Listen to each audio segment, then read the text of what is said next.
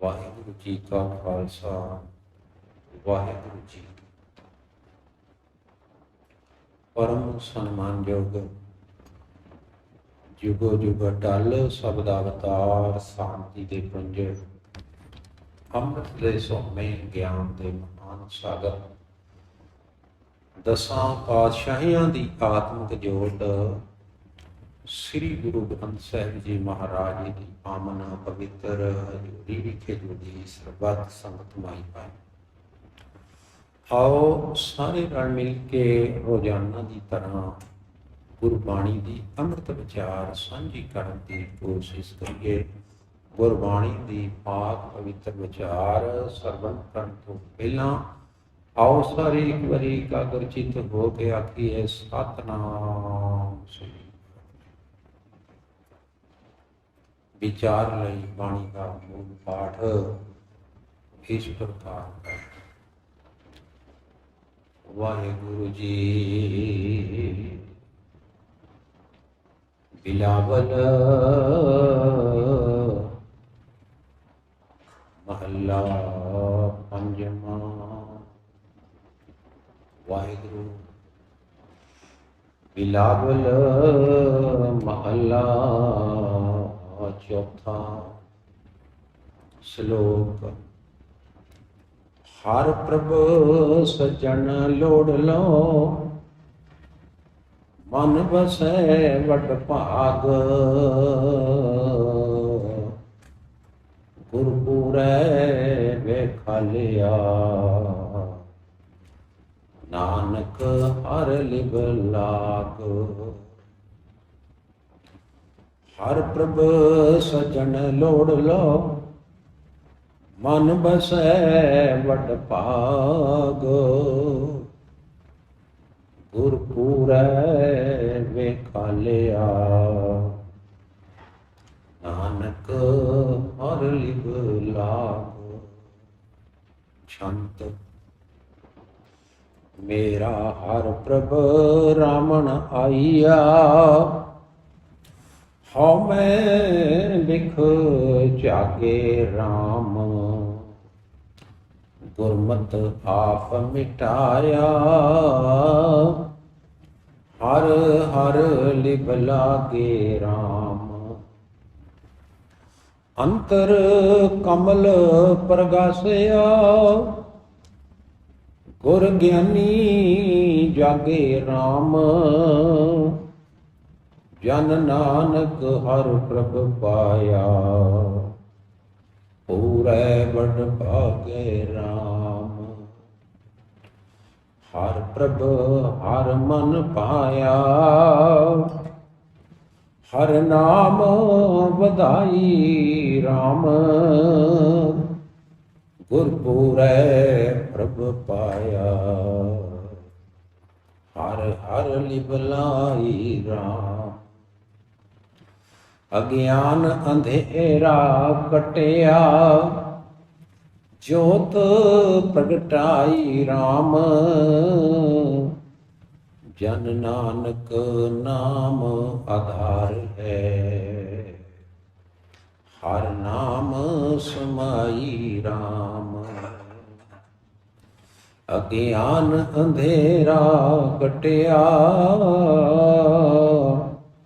ਜੋਤ ਪ੍ਰਗਟਾਈ ਰਾਮ। ਜਨ ਨਾਨਕ ਨਾਮ ਆਧਾਰ ਹੈ, ਹਰ ਨਾਮ ਸਮਾਈ ਰਾਮ।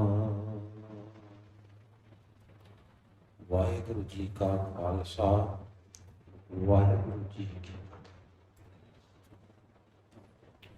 ਪਰਮ ਸਨਮਾਨਯੋਗ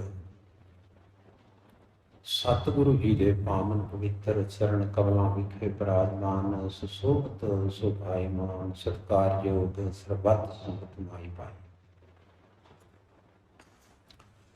ਇਹ ਪਾਵਨ ਪਵਿੱਤਰ ਬਾਣੀ ਜੋ ਹੁਣੇ ਹੀ ਪੜ੍ਹੀ ਗਈ ਹੈ ਤੇ ਆਪ ਸਾਰਿਆਂ ਨੇ ਬਹੁਤ ਹੀ ਧਿਆਨ ਨਾਲ ਇਕਾਗਰਚਿਤ ਹੋ ਕੇ ਇਸ ਬਾਣੀ ਨੂੰ ਸਰਵਣ ਕੀਤਾ। ਆਪ ਸਾਰੀਆਂ ਸੰਗਤਾਂ ਦਾ ਬਹੁਤ ਬਹੁਤ ਧੰਨਵਾਦ ਹੈ। बिलावल महला चौथा श्लोक। इस सरलेख हेठ बिलावल राग ਦੇ ਵਿੱਚ महले चौथे की ये बाणी है। श्री गुरु रामदास जी महाराज जी की उच्चारण की हुई शांत। कल असीं पढ़ रहे सी शांत बिलावल महला चौथा मंगल। शांत ते मंगल संतां दा संबंध ਵਿਆਹ ਦੇ ਨਾਲ ਹੈ। ਹੁਣ ਤਾਂ ਜ਼ਮਾਨਾ ਬਹੁਤ ਬਦਲ ਗਿਆ। ਅਸੀਂ ਆਪਣੇ ਪੰਜਾਬੀ ਸੱਭਿਆਚਾਰ ਤੋਂ ਕਲਚਰ ਤੋਂ ਦੂਰ ਚਲੇ ਗਏ। ਪੁਰਾਣੇ ਜ਼ਮਾਨਿਆਂ ਦੇ ਵਿੱਚ ਜਦੋਂ ਵਿਆਹ ਹੁੰਦਾ ਸੀ ਉਦੋਂ ਸੰਤਾਂ ਨੂੰ ਗਾਇਆ ਜਾਂਦਾ ਸੀ।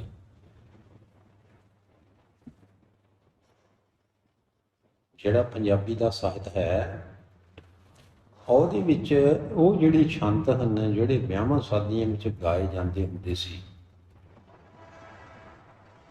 ਉਹ ਹੁਣ ਵੀ ਮਿਲ ਜਾਂਦੇ ਹਨ, ਬਣ ਗਏ ਉਹਨਾਂ ਦੇ।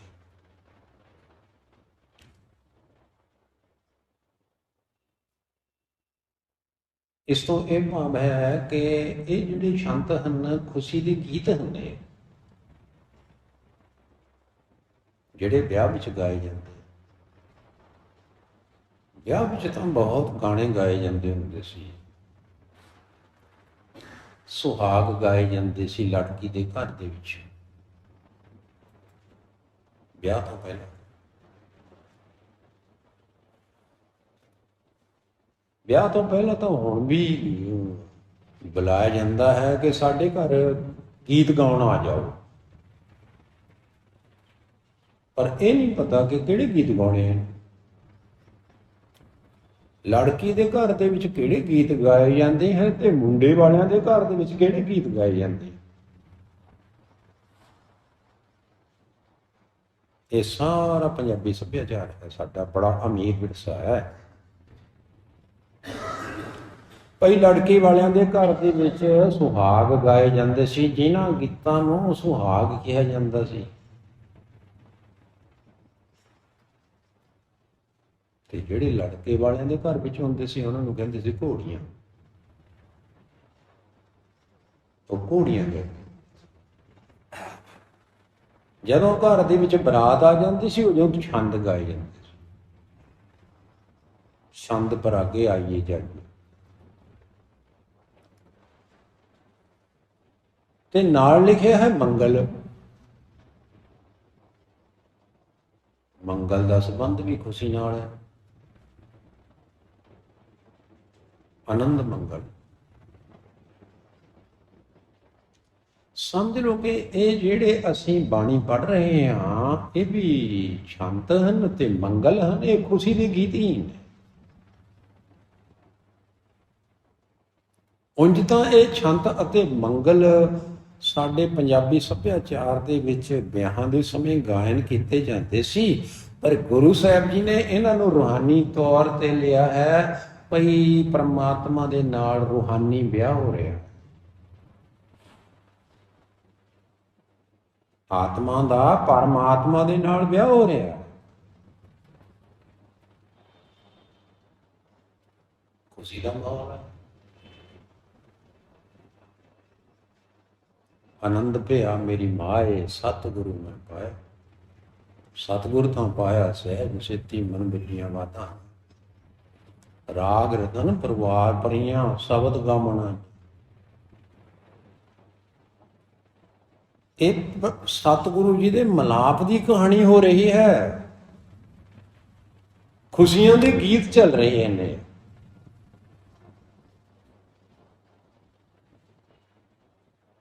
ਮਨ ਚਉ ਭਿਆ ਪ੍ਰਭ ਆਗਮ ਸੁਣਿਆ, ਹਰ ਮੰਗਲ ਗਾਓ ਸਖੀ ਗ੍ਰਹਿ ਮੰਗਲ।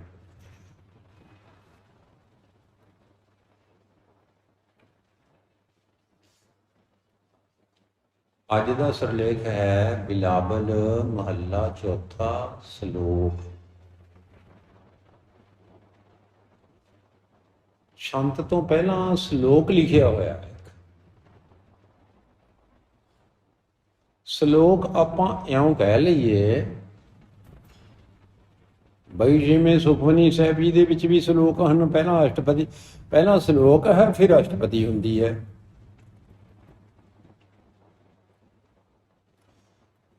ਅਸ਼ਟਪਦੀ ਦੇ ਵਿੱਚ ਖੁੱਲੀਆਂ ਵਿਚਾਰਾਂ ਕੀਤੀਆਂ ਹੋਈਆਂ ਹੁੰਦੀਆਂ ਤੇ ਜਿਹੜਾ ਸ਼ਲੋਕ ਹੈ ਉਹਦੇ ਵਿੱਚ ਬਰੀਫ ਹੈ, ਬਿਲਕੁਲ ਸੰਖੇਪ। ਜਿਵੇਂ ਕੁੱਜੀ ਦੇ ਵਿੱਚ ਸਮੁੰਦਰ ਬੰਦ ਕੀਤਾ ਹੋਇਆ ਹੁੰਦਾ ਹੈ, ਇਹਨੂੰ ਆਪਾਂ ਸਬਜੈਕਟ ਵੀ ਕਹਿ ਸਕਦੇ ਹਾਂ, ਇਹਨੂੰ ਵਿਸ਼ਾ ਵੀ ਅਸੀਂ ਕਹਿ ਸਕਦੇ ਹਾਂ। ਸਮਝਣ ਕਿ ਵਿਸ਼ਾ ਹੀ ਹੈ। ਸ਼ਲੋਕ ਦੇ ਵਿੱਚ ਸਾਨੂੰ ਮੰਗਲ ਦਾ ਛੰਤ ਦਾ ਵਿਸ਼ਾ ਦੱਸਿਆ।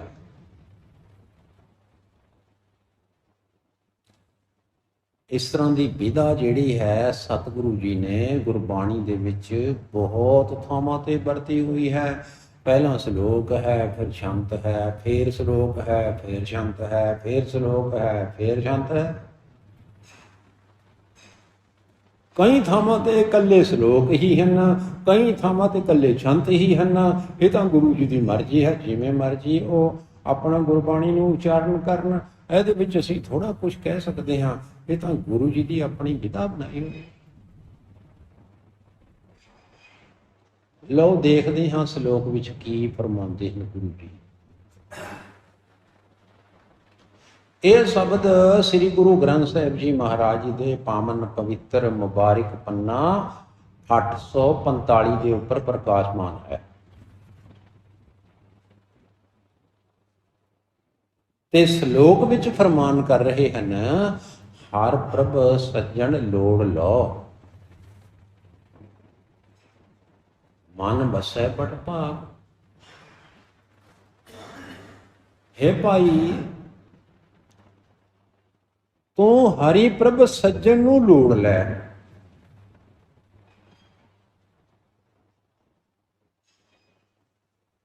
ਲੋੜ ਲੈ, ਆਪਣੇ ਅੰਦਰ ਪਰਮਾਤਮਾ ਨੂੰ ਪਾਉਣ ਦੀ ਲੋੜ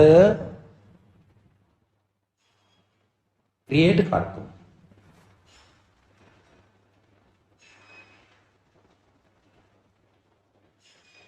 ਕਿਉਂਕਿ ਇਹ ਇਸ ਕਰਕੇ ਕਿਹਾ ਹੈ ਕਿਉਂਕਿ ਸਾਨੂੰ ਲੋੜ ਹੀ ਨਹੀਂ ਹੈ ਪਰਮਾਤਮਾ ਨੂੰ ਮਿਲਣ ਦੀ। ਜਿਹੜੀ ਚੀਜ਼ ਦੀ ਸਾਨੂੰ ਲੋੜ ਨਾ ਹੋਵੇ ਉਹਦੇ ਵੱਲ ਅਸੀਂ ਬਹੁਤੀ ਤਵੱਜੋ ਦਿੰਦੇ ਹੀ ਨਹੀਂ। ਸਾਨੂੰ ਲੋੜ ਹੀ ਨਹੀਂ ਹੈ। ਸਾਨੂੰ ਪਰਮਾਤਮਾ ਨੂੰ ਮਿਲਣ ਦੀ ਲੋੜ ਕੀ ਹੈ ਤੇ ਫਿਰ ਸਾਨੂੰ ਲੋੜ ਹੀ ਨਹੀਂ ਹੈ, ਫਿਰ ਅਸੀਂ ਐਵੇਂ ਝੱਕ ਕਾਹਨੂੰ ਮਾਰੀਏ। ਤਾਂ ਹੀ ਸਾਨੂੰ ਬਾਣੀ ਪੜ੍ਹਨ ਤੋਂ ਨਫ਼ਰਤ ਜਿਹੀ ਹੁੰਦੀ ਹੈ। ਗੁਰਦੁਆਰੇ ਆਉਣ ਤੋਂ ਵੀ ਕਾਣਤ ਆਉਂਦੀ ਹੈ। ਰਹਿਣ ਦੇ ਉੱਪਰ ਇਹ ਕੀ ਕਰਨਾ, ਕੀ ਲੈਣ ਜਾਣਾ ਹੈ, ਐਸੇ ਹੀ ਵਾਹਿਗੁਰੂ ਵਾਹਿਗੁਰੂ ਜਪ। ਲੋੜ ਮਹਿਸੂਸ ਨਹੀਂ ਨਾ ਹੋ ਰਹੀ, ਜ਼ਰੂਰਤ ਹੀ ਨਹੀਂ ਹੈ। ਉਂਝ ਆਪਾਂ ਕਈ ਚੀਜ਼ਾਂ ਬਿਨਾਂ ਜ਼ਰੂਰਤ ਤੋਂ ਹੀ ਖਰੀਦ ਕੇ ਆਪਣੀਆਂ ਟਰੰਕ ਪੇਟੀਆਂ ਭਰੀਆਂ ਹੋਈਆਂ ਹਨ, ਪਰ ਪਰਮਾਤਮਾ ਦੀ ਸਾਨੂੰ ਲੋੜ ਹੀ ਨਹੀਂ।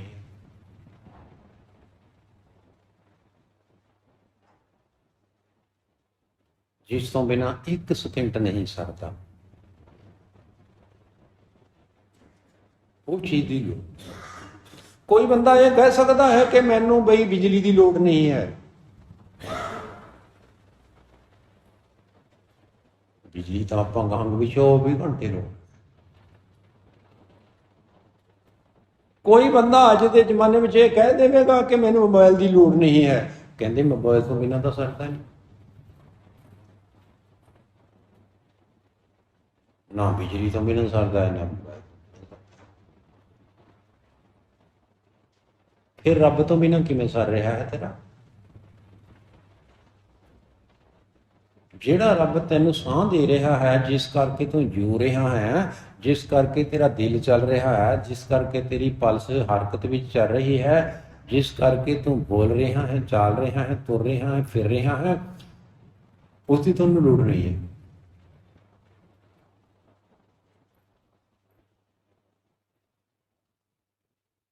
ਐਵੇਂ ਅਸੀਂ ਫਾਲਤੂ ਜਿਹਾ ਕੰਮ ਸਮਝਿਆ। ਭਾਈ ਜਿਹੜੇ ਘਰ ਤੋਂ ਵਿਹਲੇ ਹੁੰਦੇ ਨੇ ਉਹ ਆਉਂਦੇ ਨੇ ਗੁਰਦੁਆਰੇ।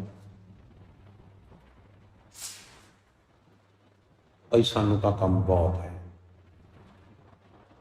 ਟਾਈਮ ਹੀ ਨਹੀਂ ਲੱਗਦਾ। ਸਿਰ ਖਿਆਉਣ ਦੀ ਤਾਂ ਵਿਹਲ ਨਹੀਂ ਹੈ। ਗੁਰਦੁਆਰੇ ਕਿਵੇਂ ਆਵਾਂ ਮੈਂ?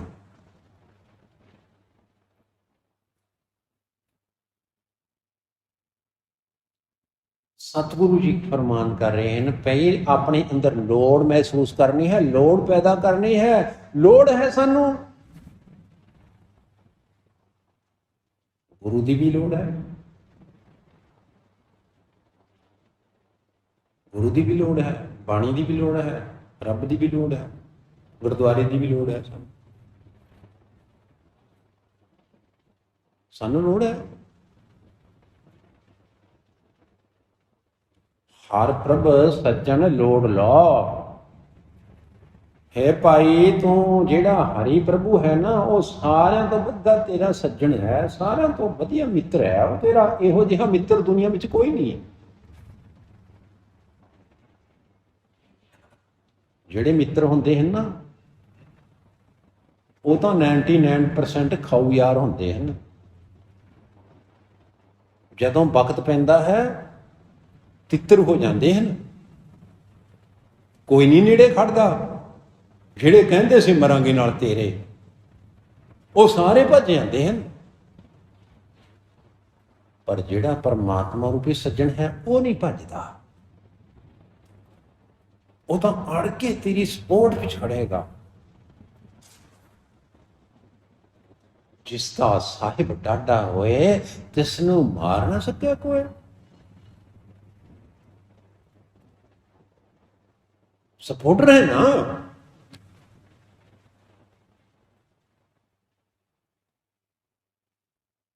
ਹਰ ਪ੍ਰਭ ਸੱਜਣ ਲੋੜ ਲੋ, ਮਨ ਬਸੈ ਬੜ ਭਾਗ। ਜੇ ਪ੍ਰਮਾਤਮਾ ਮਨ ਵਿੱਚ ਬਸ ਜਾਏ, ਜੇ ਸਿਮਰਨ ਚੱਲ ਪਵੇ, ਸਿਮਰਨ ਅਭਿਆਸ ਸ਼ੁਰੂ ਹੋ ਜਾਏ, ਤਾਂ ਇਸ ਤੋਂ ਵੱਡਾ ਭਾਗਾਂ ਵਾਲਾ ਹੋਰ ਕੋਈ ਵੀ ਕੰਮ ਨਹੀਂ। ਬਾਕੀ ਤਾਂ ਕੰਮ ਹੁੰਦੇ ਰਹਿਣਗੇ ਅਚਨਚੇਤ ਹੀ, ਉਹ ਤਾਂ ਰੱਬ ਨੇ ਤੇਰੇ ਵੈਸੇ ਹੀ ਕਰੀ ਜਾਣੇ। ਅਸੀਂ ਗਾਉਂਦੇ ਹੀ ਹਾਂ ਕਿ ਧੰਨੇ ਦੀਆਂ ਗਊਆਂ ਜਾ ਰਹੀਆਂ, ਨਾਮਦੇਵ ਦੀ ਬਣਾਈ ਛਪਰੀ। ਉਹ ਤਾਂ ਕੰਮ ਤੇਰੇ ਹੁੰਦੇ ਹੀ ਰਹਿਣਗੇ, ਹੋ ਹੀ ਜਾਣੇ ਹਨ। ਪਰੰਤੂ ਜੇ ਪਰਮਾਤਮਾ ਹਿਰਦੇ ਵਿੱਚ ਬਸ ਗਿਆ ਨਾ, ਇਸ ਤੋਂ ਵੱਡੇ ਭਾਗ ਦੁਨੀਆ ਵਿੱਚ ਹੋਰ ਤੇ ਕਿਸੇ ਤੇ। ਗੁਰ ਪੂਰੈ ਵਿਖਾਲਿਆ।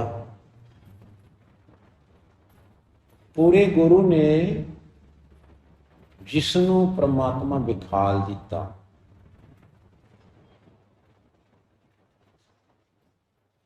ਦਿਖਾ ਦਿੱਤਾ, ਐਨ ਸਮਰਥਕ, ਐਨ ਸਾਹਮਣੇ ਖੜਾ, ਐਨ ਸਾਰਿਆਂ ਵਿੱਚ, ਐਨ ਹਰ ਪਾਸੇ ਦਿਖਾ ਦਿੱਤਾ।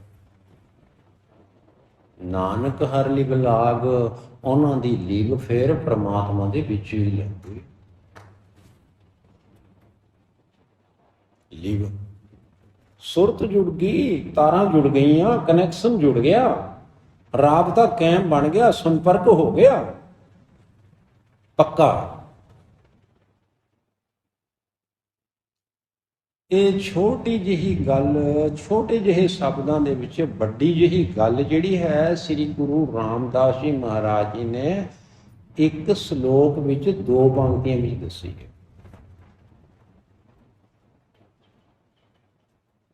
ਹੁਣ ਹੁੰਦਾ ਹੈ ਛੰਤ ਸ਼ੁਰੂ। ਮੇਰਾ ਹਰ ਪ੍ਰਭ ਰਾਮਣ ਆਇਆ, ਹਉ ਮੈਂ ਵਿਖ ਝਾਗੇ ਰਾਮ। ਭਈ ਜਿਨ੍ਹਾਂ ਮਨੁੱਖਾਂ ਨੇ, ਜਿਨ੍ਹਾਂ ਗੁਰੂ ਕੇ ਪਿਆਰਿਆਂ ਨੇ ਨਾ ਹਉਮੈ ਅਤੇ ਵਿਖ ਭਾਵ ਕੇ ਵਿਸੇ ਵਕਾਰਾਂ ਦੇ ਦਰਿਆ ਨੂੰ ਪਾਰ ਕਰ ਲਿਆ ਹੈ ਨਾ, ਉਹਨਾਂ ਨੂੰ ਪਰਮਾਤਮਾ ਮਿਲਣ ਆ ਗਿਆ।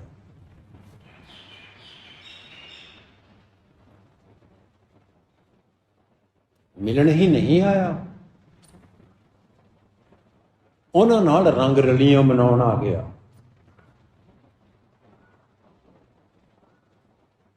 ਪਿਆਰ ਦੀਆਂ ਖੇਡਾਂ ਖੇਡਣ ਲਈ ਆ ਗਿਆ। ਇਹ ਪਿਆਰ ਦੀਆਂ ਹੀ ਖੇਡਾਂ ਹਨ। ਨਾਮਦੇਵ ਦੀ ਬਣਾਈ ਛੱਪਰੀ ਤੇ ਧੰਨੇ ਦੀਆਂ ਗਊਆਂ ਚਾਰੀਆਂ, ਇਹ ਪਿਆਰ ਦੀਆਂ ਖੇਡਾਂ ਨੇ। ਪਿਆਰ ਦੀਆਂ ਖੇਡਾਂ ਖੇਡਣ ਲੱਗ ਗਏ। ਇਹ ਹੋਇਆ ਇਸ ਤਰ੍ਹਾਂ ਕਿ ਗੁਰੂ ਦੀ ਮੱਤ ਦੁਆਰਾ, ਗੁਰਬਾਣੀ ਦੇ ਸਦਕਾ ਪਹਿਲਾਂ ਆਪਣੇ ਅੰਦਰੋਂ ਹਉਮੈ ਮਿਟਾਈ ਗਈ। ਹਉਮੈ ਮਿਟ ਗਈ, ਹਉਮੈ ਮੈਂ ਭਾਵ, ਤੇ ਪਰਮਾਤਮਾ ਦੇ ਨਾਲ ਲਿਵ ਲੱਗ ਗਈ। ਇਹ ਜਿਹੜੀ ਮੈਂ ਸੀ, ਮੈਂ ਸੀ, ਹਾਂ ਸੀ, ਇਹ ਇੱਕ ਸੁਰਤ ਅਤੇ ਸ਼ਬਦ ਦੇ ਅਭਿਆਸ ਦੇ ਵਿੱਚ ਇੱਕ ਵੱਡੀ ਭਾਰੀ ਰੁਕਾਵਟ ਬਣੀ ਹੋਈ ਸੀ।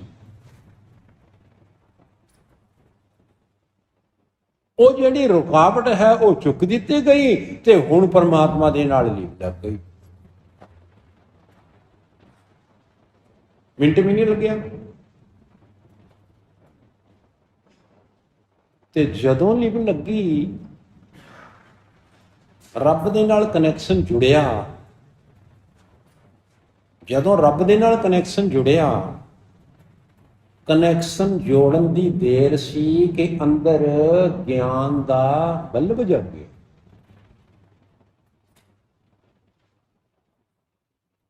ਨਾਮ ਦਾ ਬਲਬ ਜਾਗਿਆ।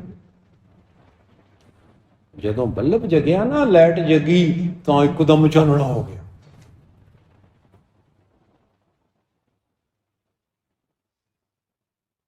ਇੱਕਦਮ ਚਾਨਣਾ ਹੋ ਗਿਆ। ਤੇ ਇੱਕ ਗੱਲ ਹੋਰ ਹੋਈ, ਅੰਤਰ ਕਮਲ ਪ੍ਰਗਾਸਿਆ, ਗੁਰ ਗਿਆਨੀ ਜਾਗੇ ਰਾਮ।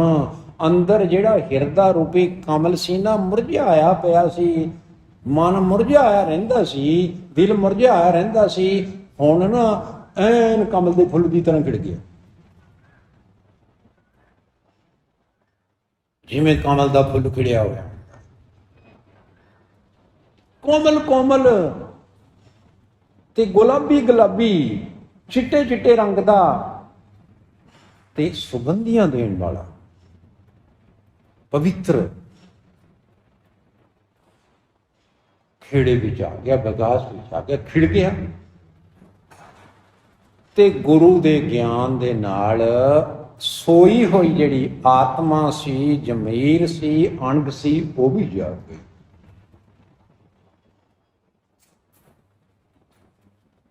ਸੁੱਤੀ ਹੋਈ ਆਤਮਾ ਜਾਗ ਗਈ।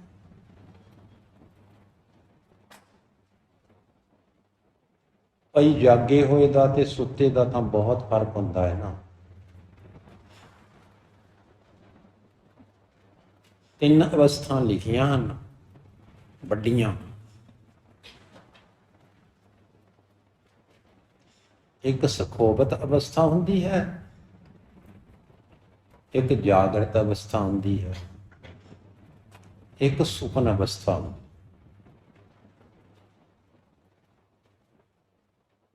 ਸ੍ਰੀ ਅੰਮ੍ਰਿਤਧਾਰਾ ਗ੍ਰੰਥ ਵਿੱਚ ਇਹਨੂੰ 6 ਭਾਗਾਂ ਵਿੱਚ ਵੰਡਿਆ ਹੈ।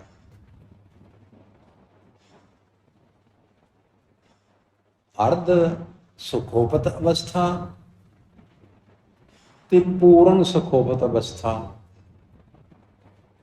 ਅਰਧ ਜਾਗਰਤ ਅਵਸਥਾ ਤੇ ਪੂਰਨ ਜਾਗਰਤ ਅਵਸਥਾ, ਅਰਧ ਸੁਪਨ ਅਵਸਥਾ ਤੇ ਪੂਰਨ ਸੁਪਨ ਅਵਸਥਾ। ਸਿੱਧੇ ਲਫ਼ਜ਼ਾਂ ਵਿੱਚ ਆਪਾਂ ਕਹਿ ਲਈ ਵੀ ਇੱਕ ਜਾਗਣਾ ਹੁੰਦਾ ਹੈ, ਇੱਕ ਸੋਣਾ ਹੁੰਦਾ ਹੈ, ਇੱਕ ਸੁਪਨੇ ਲੈਣਾ ਹੁੰਦਾ। ਇਹਨਾਂ ਤਿੰਨਾਂ ਅਵਸਥਾਵਾਂ ਦੇ ਵਿੱਚੋਂ ਜਿਹੜੀ ਜਾਗਰਤ ਅਵਸਥਾ ਹੈ, ਜਾਗਣ ਦੀ ਅਵਸਥਾ ਹੈ, ਉਹ ਸਾਰਿਆਂ ਤੋਂ ਚੰਗੀ ਹੈ। ਕਿ ਬੰਦੇ ਦੀ ਜਿਹੜੀ ਆਤਮਾ ਹੈ, ਜ਼ਮੀਰ ਹੈ, ਅਣਖ ਹੈ, ਗੈਰਤ ਹੈ, ਉਹ ਜਾਗੀ ਹੋਈ ਹੋਵੇ।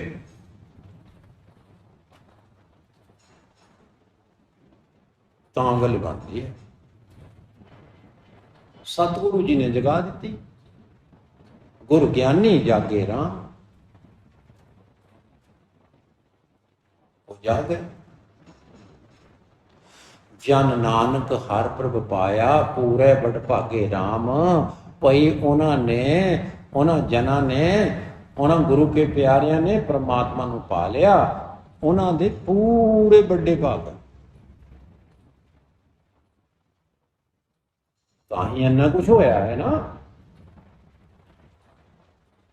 ਤਾਂ ਹੀ ਹਉਮੈ ਵਿਖਸ ਅੱਗੇ ਰਾਮ ਹੋਇਆ ਹੈ, ਤਾਂ ਹੀ ਹਉਮੈ ਮਿਟੀ ਹੈ, ਤਾਂ ਹੀ ਲਿਵ ਲੱਗੀ ਹੈ, ਤਾਂ ਹੀ ਅੰਦਰ ਕਮਲ ਪ੍ਰਗਾਸਿਆ ਹੈ, ਤਾਂ ਹੀ ਉਹ ਜਾਗਰੂਕ ਅਵਸਥਾ ਵਿੱਚ ਹੋਏ ਹਨ ਜੇ ਉਹ ਵੱਡੇ ਭਾਗਾਂ ਵਾਲੇ ਹਨ।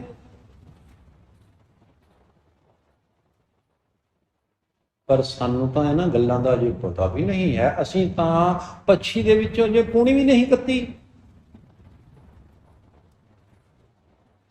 ਕੋ ਨਾ ਤੁਰੀ ਬਾਬਾ ਮੈਂ ਤਿਹਾਈ, ਅਜੇ ਇੱਕ ਕੋ ਵੀ ਪੈਂਡਾ ਤੈਅ ਨਹੀਂ ਸੀ ਕੀਤਾ, ਕਹਿੰਦੇ ਬਾਬਾ ਜੀ ਮੈਨੂੰ ਪਿਆਸ ਲੱਗ ਗਈ। ਅਜੇ ਜਪਜੀ ਸਾਹਿਬ ਜੀ ਦਾ ਪਾਠ ਨਹੀਂ ਕੀਤਾ, ਕਹਿੰਦੇ ਮੈਂ ਤਾਂ ਥੱਕ ਗਿਆ, ਗਰਮੀ ਲੱਗਦੀ ਹੈ ਬਹੁਤ, ਬੈਠਿਆ ਨਹੀਂ ਜਾਂਦਾ, ਤੂੰ ਹੀ ਦੁਖਣ ਲੱਗ ਪਈ।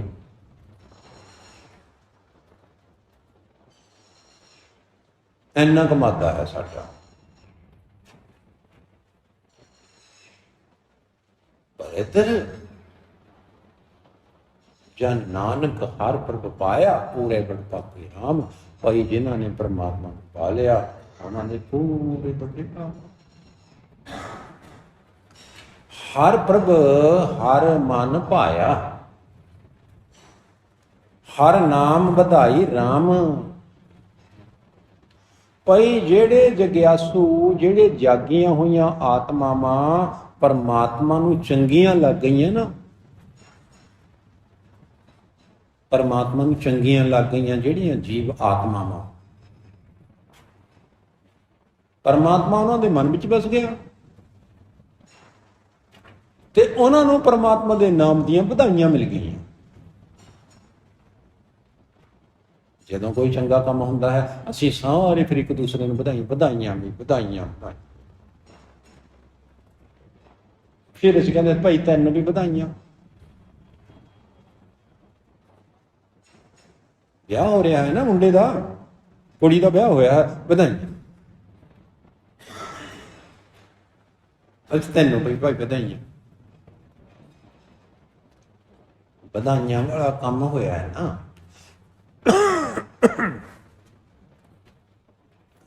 ਗੁਰਪੁਰੈ ਪ੍ਰਭ ਪਾਇਆ, ਹਰ ਹਰ ਲਿਵ ਲਾਈ ਰਾਮ।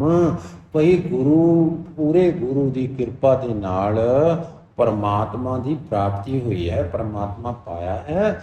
ਹੁਣ ਪਰਮਾਤਮਾ ਦੇ ਨਾਲ ਐਨ ਲਿਵ ਲੱਗ ਗਈ ਹੈ, ਲਿਵ ਲੱਗ ਗਈ ਹੈ, ਤਾਰ ਜੁੜ ਗਈ। ਇਹੋ ਜਿਹੀ ਤਾਰ ਜੁੜੀ, ਇਹੋ ਜਿਹਾ ਕਨੈਕਸ਼ਨ ਜੁੜਿਆ, ਇਹੋ ਜਿਹਾ ਸੰਪਰਕ ਅਤੇ ਰਾਬਤਾ ਬਣਿਆ ਕਿ ਤੋਰੀ ਨਾ ਟੁੱਟੈ, ਛੋਰੀ ਨਾ ਛੁੱਟੈ, ਐਸੀ ਮਾਧੋ ਖੀਚ। ਇੰਨੀ ਪੱਕੀ ਹੋ ਗਈ। ਹੁਣ ਤੋੜਿਆ ਟੁੱਟਦੀ ਨਹੀਂ, ਛੋੜਿਆ ਛੁੱਟਦੀ ਨਹੀਂ, ਇਸ ਤਰ੍ਹਾਂ ਤਣੀ ਗਈ ਹੈ, ਪੱਕੀ ਹੋ ਗਈ। ਅਗਿਆਨ ਅੰਧੇਰਾ ਕੱਟਿਆ, ਜੋਤ ਪ੍ਰਗਟਾਈ ਰਾਮ। ਸਤਿਗੁਰੂ ਸੱਚੇ ਪਾਤਸ਼ਾਹ ਜੀ ਨੇ ਜਦੋਂ ਗਿਆਨ ਦੀ ਜੋਤ ਮਸਤਕ ਦੇ ਵਿੱਚ ਗਿਆਨ ਦਾ ਦੀਵਾ ਬਾਲਿਆ ਨਾ, ਇੱਥੇ ਮੱਥੇ ਵਿੱਚ, ਤਾਂ ਅਗਿਆਨਤਾ ਦਾ ਜਿਹੜਾ ਹਨੇਰਾ ਸੀ ਨਾ, ਉਹ ਸਾਰਾ ਹੀ ਦੂਰ ਹੋਣਾ ਹੀ ਸੀ। ਜਦੋਂ ਦੀਵਾ ਬਲ ਗਿਆ, ਲਾਈਟ ਬਲ ਗਈ, ਜਦੋਂ ਗੁਰਬਾਣੀ ਵਿੱਚ ਤਾਂ ਦੀਵਾ ਹੀ ਲਿਖਿਆ ਹੋਇਆ ਨਾ, ਦੀਵਾ ਬਲੇ ਹਨੇਰਾ ਜਾਏ। ਭਾਈ ਜਦੋਂ ਦੀਵਾ ਬਲਦਾ ਹੈ ਨਾ, ਹਨੇਰਾ ਤਾਂ ਆਪਣੇ ਆਪ ਹੀ ਤੋੜ ਜਾਂਦਾ।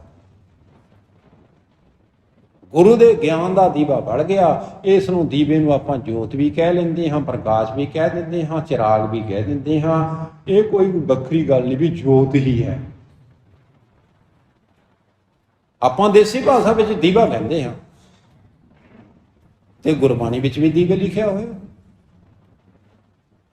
ਭਗਤ ਕਬੀਰ ਜੀ ਨੇ ਕਿਹਾ, ਅੰਧਿਆਰੇ ਦੀਪਕ ਚਹੀਐ, ਇੱਕ ਬਸ ਅਗੋਚਰ ਲਹੀਐ, ਬਸ ਅਗੋਚਰ ਪਾਈ, ਘਟ ਦੀਪਕ ਰਿਹਾ ਸੁ।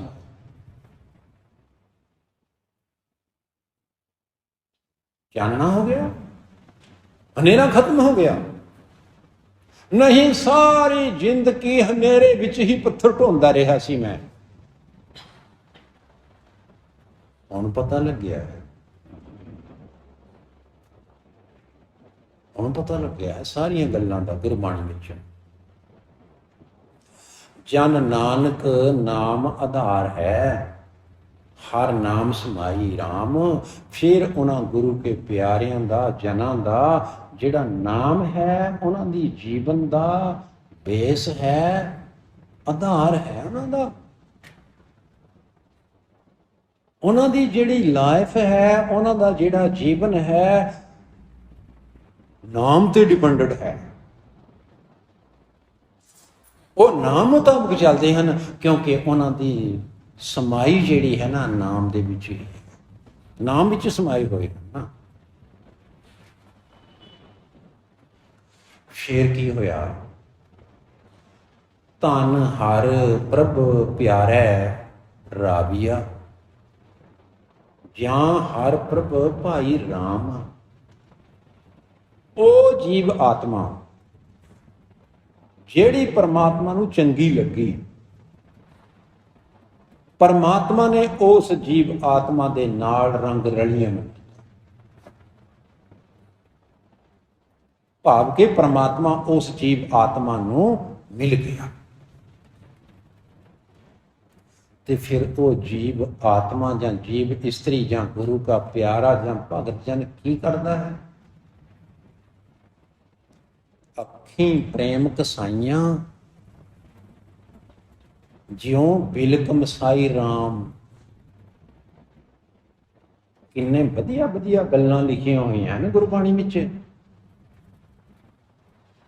ਕਹਿੰਦੇ ਉਹ ਫਿਰ ਗੁਰੂ ਕੇ ਪਿਆਰੇ ਹਰ ਸਮੇਂ ਹੀ ਗੁਰੂ ਵੱਲ ਹੀ ਦੇਖਦੇ ਰਹਿੰਦੇ ਹਨ, ਤੇ ਕਹਿੰਦੇ ਹਨ, देखते ही तुझे मेरे दिल ने कहा, जिंदगी भर तो मैं देखता ही रहूं। जब जान तन से निकले, जब प्राण तन से निकले, तेरा ही नाम लेते ये जान तन से निकले।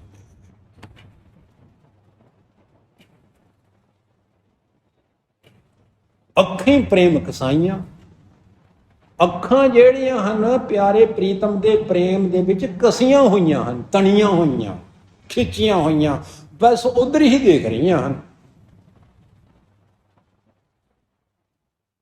ਸਿੱਖ ਦੀ ਜਿਹੜੀ ਝਾਕ ਹੈ ਉਹ ਗੁਰੂ ਵੱਲ ਹੈ। ਹਰ ਸਮੇਂ ਗੁਰੂ ਵੱਲ ਟਿਕ ਟਿਕੀ ਲਾ ਕੇ, ਟਿਕ ਟਿਕੀ ਲਾ ਕੇ ਦੇਖ ਰਿਹਾ ਹੈ, ਜਿਉਂ ਬਿਲਕ ਮਸਾਈ ਰਾਮ। ਬਿੱਲੀ ਦੇਖੀ ਹੈ ਕਦੇ ਜਦੋਂ ਚੂਹੇ ਨੂੰ ਪਕੜਦੀ ਹੈ? ਭਈ ਹੁਣ ਤਾਂ ਘਰਾਂ ਵਿੱਚ ਨਾ ਚੂਹੇ ਰਹੇ ਨਾ ਬਿੱਲੀਆਂ।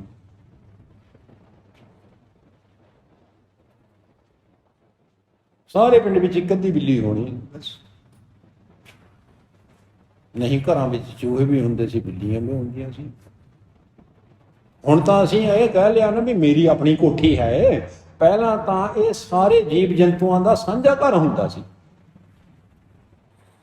ਕੱਚੇ ਕੋਠੇ ਹੁੰਦੇ ਸੀ, ਛੱਪਰ ਪਾਏ ਹੋਏ ਹੁੰਦੇ ਸੀ, ਟੀਨਾਂ ਪਾਈਆਂ ਹੋਈਆਂ ਹੁੰਦੀਆਂ ਸੀ, ਬਨਾਤ ਪਾਈ ਹੁੰਦੀ ਸੀ, ਕੜੀਆਂ ਬਾਲੇ ਪਾਏ ਹੁੰਦੇ ਸੀ, ਸਤੀਰ ਪਾਏ ਹੁੰਦੇ ਸੀ।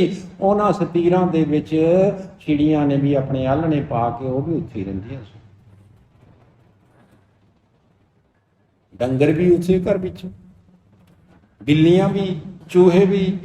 ਕਿੰਨਾ ਵੱਡਾ ਪਰਿਵਾਰ ਸੀ, ਸਾਂਝਾ ਪਰਿਵਾਰ।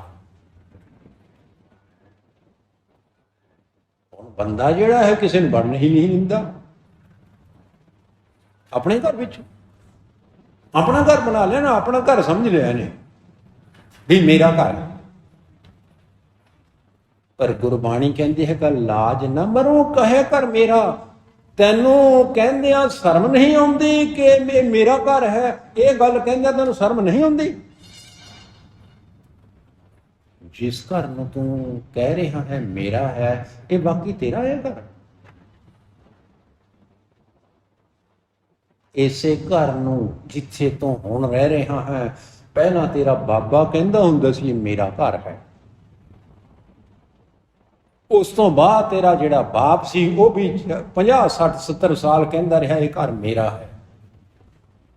ਇਸੇ ਤਰ੍ਹਾਂ ਹੀ ਤੂੰ ਕਹਿ ਕੇ ਚਲੇ ਜਾਣਾ ਹੈ, ਬਸ ਘਰ ਇੱਥੇ ਹੀ ਪਿਆ।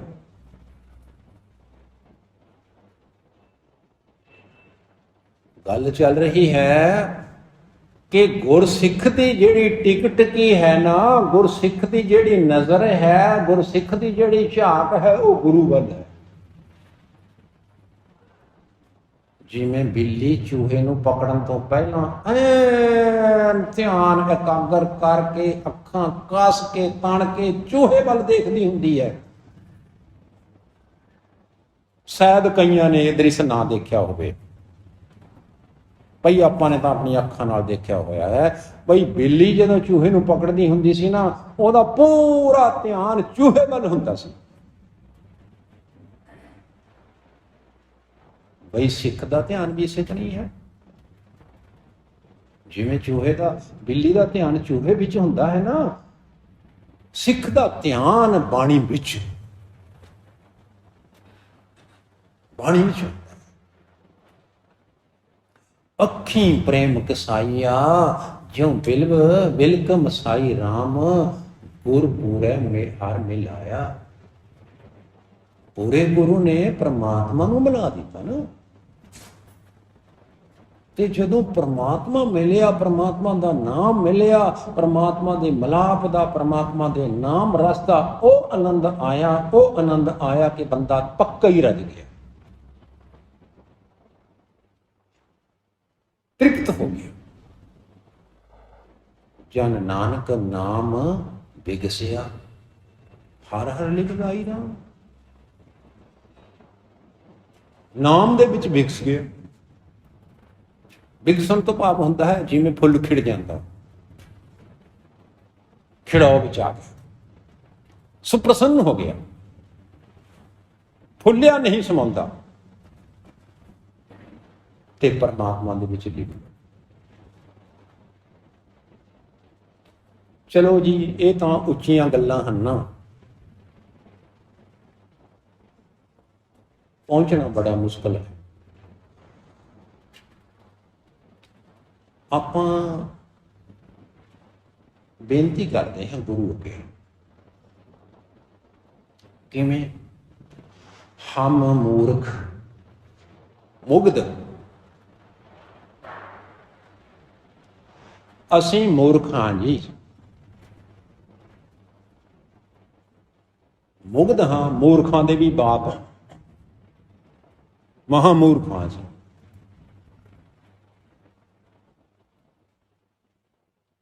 ਕੋਈ ਕਹੇਗਾ ਆਪਣੇ ਆਪ ਨੂੰ ਮੂਰਖ? ਬਈ ਮੈਂ ਮੂਰਖ। ਬਾਣੀ ਵਿੱਚ ਆਪਾਂ ਰੋਜ਼ ਪੜ੍ਹਦੇ ਹਾਂ, ਮੈਂ ਮੂਰਖ ਕੀ ਕੇਤਕ ਬਾਤ ਹੈ। ਕੋਟ ਪਰਾਦੀ ਤਰਿਆ। ਪਰ ਉਂਝ ਨਹੀਂ ਆਪਾਂ ਆਪਣੇ ਤੇ ਉਂਗਲੀਆਂ ਆਣ ਦਿੰਦੇ ਵੀ ਮੈਂ ਮੂਰਖ ਹਾਂ।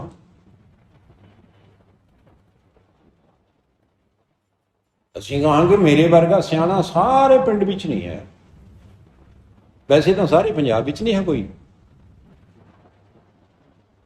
ਜਿੰਨਾ ਮੈਂ ਸਿਆਣਾ। ਮੂਰਖ ਬਣਨ ਦੇ ਲਈ ਕੌਣ ਤਿਆਰ?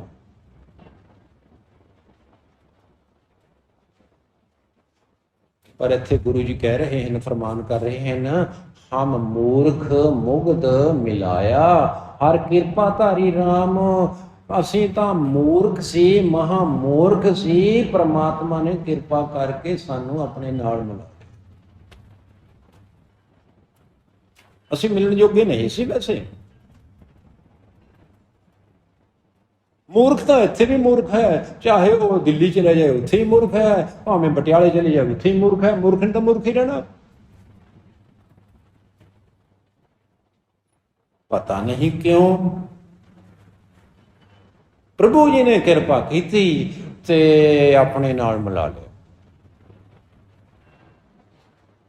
ਆਪਣੇ ਨਾਲ। ਧੰਨ ਧੰਨ ਗੁਰੂ ਸ਼ਾਬਾਸ਼ ਹੈ ਜਿਨ ਹਉਮੈ ਮਾਰੀ ਰਾਮ। ਮੇਰਾ ਗੁਰੂ ਧੰਨ ਧੰਨ ਹੈ, ਮੇਰੇ ਗੁਰੂ ਨੂੰ ਸ਼ਾਬਾਸ਼ ਹੈ, ਮੇਰਾ ਗੁਰੂ ਵਾਹ ਵਾਹ ਹੈ, ਜਿਸ ਨੇ ਮੇਰੇ ਅੰਦਰੋਂ ਹਉਮੈ ਖਤਮ ਕਰ ਦਿੱਤੀ।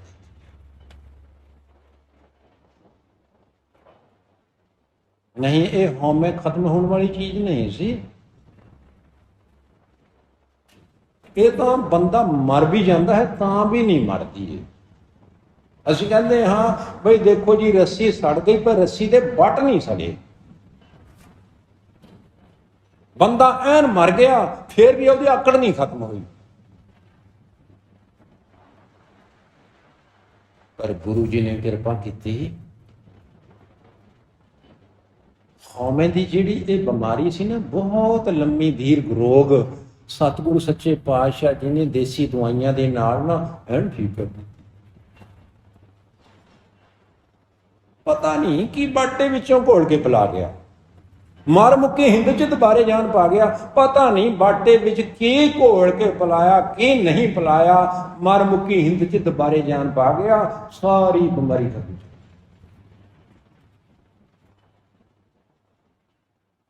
ਪਤਾ ਨਹੀਂ ਕੀ ਪਾਇਆ ਸੀ। ਅਸੀਂ ਕਹਿੰਦੇ ਉੱਥੇ ਆਪਾਂ ਜਾਂਦੇ ਹਾਂ ਨਾ ਬੁੰਗਾ ਟੀਬੀ ਟੀਕਾ ਲਵਾਉਣ, ਜੇ ਉਹ ਹੋ ਜਾਏ ਕਿਸੇ ਨੂੰ ਪੈਰਾਲਾਈਸਿਸ, ਭਈ ਪਤਾ ਨਹੀਂ ਉਹ ਬੀਬੀ ਅੰਦਰੋਂ ਕਿਆ ਪਾਣੀ ਪੂਣੀ ਜਿਹਾ ਭਰ ਕੇ ਲਿਆਂਦੀ ਹੈ, ਦਿਖਾਉਂਦੀ ਨਹੀਂ ਕਿਸੇ ਨੂੰ, ਉਹ ਬਸ ਟੀਕਾ ਲਾਉਂਦੀ ਹੈ, ਠੀਕ ਹੋ ਜਾਂਦਾ। ਗੁਰੂ ਜੀ ਨੇ ਪਤਾ ਨਹੀਂ ਕੀ ਕੀਤਾ। ਭਈ ਹਉਮੈ ਦੀ ਜਿਹੜੀ ਬਿਮਾਰੀ ਸੀ ਨਾ, ਹਉਮੈ ਦੀਰਘ ਰੋਗ ਹੈ, ਦਾਰੂ ਵੀ ਇਸ ਮਾਂ ਹੈ। ਭਈ ਸਤਿਗੁਰੂ ਸੱਚੇ ਪਾਤਸ਼ਾਹ ਨੇ ਇਸ ਬਿਮਾਰੀ ਨੂੰ ਦੂਰ ਕਰ ਦਿੱਤਾ ਤੇ ਐਨ ਹੁਣ ਤੰਦਰੁਸਤ। ਟੈਸਟ ਕਰਾ ਕੇ ਦੇਖਿਆ, ਇੱਕ ਪੁਆਇੰਟ ਵੀ ਨਹੀਂ ਆਈ, ਰਿਜ਼ਲਟ ਐਨ ਵਧੀਆ ਹੋ ਗਿਆ। ਜਿਨ ਵਡਭਾਗੀਆਂ ਵਡਭਾਗ ਹੈ, ਹਰ ਹਰ ਉਰਧਾਰੀ ਰਾਮ। ਭਾਈ ਜਿਨ੍ਹਾਂ ਵੱਡੇ ਭਾਗਾਂ ਵਾਲਿਆਂ ਦੇ ਵੱਡੇ ਤੋਂ ਵੱਡੇ ਭਾਗ ਹਨ ਨਾ, ਉਹਨਾਂ ਨੇ ਆਪਣੇ ਹਿਰਦੇ ਦੇ ਵਿੱਚ ਪਰਮਾਤਮਾ ਨੂੰ ਧਾਰਨ ਕੀਤਾ। ਅੰਮ੍ਰਿਤਧਾਰੀ ਤਾਂ ਬਣਨਾ ਸੌਖਾ ਹੈ, ਪਰ ਹਿਰਦੇ ਵਿੱਚ ਉਰਦੇ ਵਿੱਚ ਧਾਰਨ ਕਰਨਾ ਔਖਾ। ਅੰਮ੍ਰਿਤਧਾਰੀ ਬਣਨਾ ਤਾਂ ਸੌਖਾ ਹੈ, ਕਿਉਂਕਿ ਅਨਾਉਂਸਮੈਂਟ ਹੋ ਜਾਂਦੀ ਹੈ, ਲੈ ਬਈ ਗਾਤਰਾ ਵੀ ਫਰੀ, ਕਿਰਪਾਨ ਵੀ ਫਰੀ, ਕੰਗਾ ਵੀ ਫਰੀ, ਕਛਹਿਰਾ ਵੀ ਫਰੀ, ਕੜਾ ਵੀ ਫਰੀ, ਪੱਗ ਵੀ ਫਰੀ, ਸਭ ਕੁਝ ਫਰੀ। ਲੈ ਬਸ ਪਾ ਲੈ ਤੂੰ ਆ ਕੇ ਮਾੜਾ ਜਿਹਾ ਬਸ। ਪਰ ਜਿਹੜਾ ਪਰਮਾਤਮਾ ਨੂੰ ਹਿਰਦੇ ਵਿੱਚ ਧਾਰਨ ਦੀ ਕਹਾਣੀ ਹੈ, ਉਹ ਤਾਂ ਬੜੀ ਔਖੀ ਹੈ।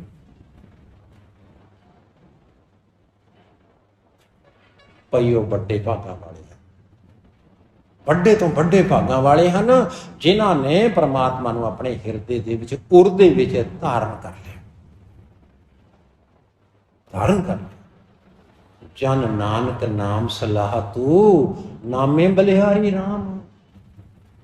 ਐ ਭਾਈ ਤੂੰ ਵੀ ਨਾਮ ਦੀ ਸਿਫਤ ਸਲਾਘਾ ਕਰ ਲਿਆ ਕਰ। ਇੰਨੀਆਂ ਗੱਲਾਂ ਹੁਣ ਸੁਣੀਆਂ ਹਨ ਭਈ ਤੂੰ ਵੀ ਨਾਮ ਜਪ ਲਿਆ ਕਰ, ਤੂੰ ਵੀ ਪ੍ਰਮਾਤਮਾ ਦੀ ਸਿਫਤ ਸਲਾਘਾ ਕਰ ਲਿਆ ਕਰ, ਤੂੰ ਵੀ ਨਾਮ ਜਪਣ ਵਾਲਿਆਂ ਤੋਂ ਬਲਿਹਾਰ ਜਾਇਆ ਕਰ, ਤੇਰਾ ਵੀ ਕਲਿਆਣ ਹੋ ਜਾਏਗਾ।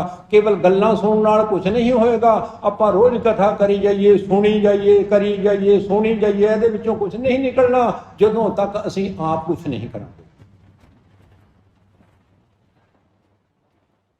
ਅਸੀਂ ਸਿੱਧੀ ਜਿਹੀ ਗੱਲ ਕਹਿ ਦਈਏ, ਆਮ ਤੌਰ ਤੇ ਇਹ ਅਖਾਣ ਹੈ ਭਈ ਆਪਣੇ ਮਰੇ ਤੋਂ ਬਿਨਾਂ ਕੌਣ ਸੁਰਗ ਨੂੰ ਜਾਂਦਾ? ਜਾਂਦਾ ਹੈ ਕੋਈ? ਕੋਈ ਨਹੀਂ ਜਾਂਦਾ। ਭਈ ਆਪ ਮਰਨਾ ਪੈਣਾ ਹੈ ਤਾਂ ਕਿਤੇ ਸਵਰਗ ਨੂੰ ਜਾਏਂਗੇ। ਜੇ ਆਪ ਮਰੇ ਆਪ ਗਵਾਈਏ ਤਾਂ ਸੋ ਪਾਈਏ, ਅਵਰ ਕੈਸੀ ਚਤੁਰਾਈ। मिला दे अपनी हस्ती को मिट्टी में तो गुलो गुलजार होता। तांगल तो भाई ऐसे ही समाप्ति है। इस तो अगला जी गुरु रामदास जी महाराज की बाणी के दो छंत समूह सन मंगल, उन्होंने समाप्ति हुई है। तो हुण अगली जी बाणी है बिलावल महला पंजवां छंत पंजवें पातशाह श्री गुरु अर्जन देव जी महाराज की बाणी आपां फेर सरवण करांगे। सतगुरु जी साडे ते जरूर किरपा करनगे। वाहिगुरू जी का खालसा।